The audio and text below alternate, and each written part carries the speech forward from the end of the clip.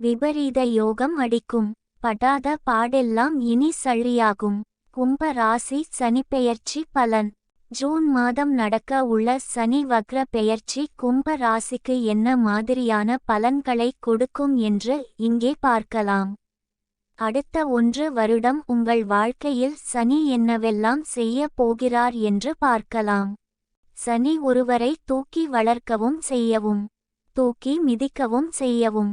சனி எந்த திசையில் செல்கிறார், உங்கள் ராசிக்கு எத்தனையாவது இடத்தில் இருக்கிறார் என்பதை வைத்து உங்களின் வாழ்க்கை மேலே போக போகிறதா கீழே வீழ போகிறதா என்று பார்த்து விடலாம்.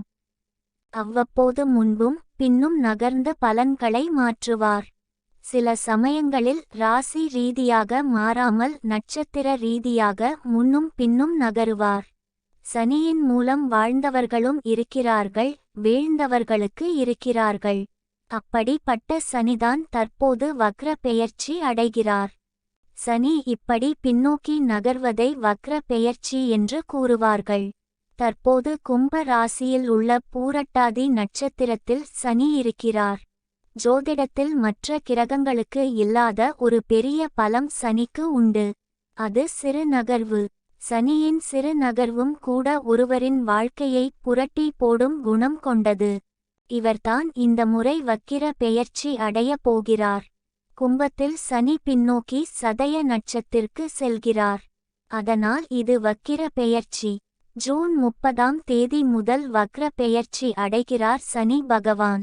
அதன்பின் அக்டோபர் 5ஆம் தேதி மேலும் பின்னோக்கி சென்று அவிட்டம் நட்சத்திரத்தை அடைகிறார்.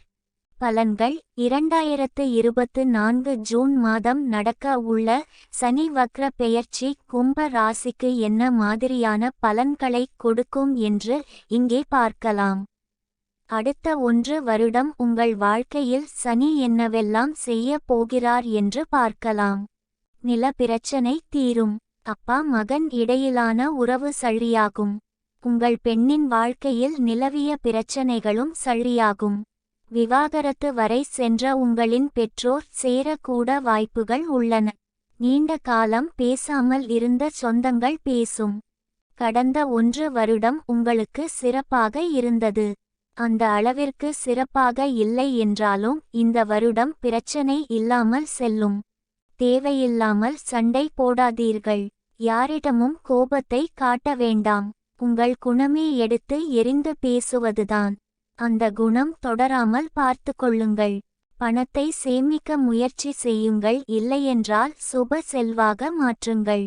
வீடு கட்ட வாய்ப்பு இருக்கிறது, ஆனால் நிலத்தகராறு ஏற்படும். உங்களுக்கு செலவு அதிகரிக்கும். அதை சுப செல்வாக மாறுவது உங்கள் சாதுரியம். எதிலும் கவனம் அவசியம்.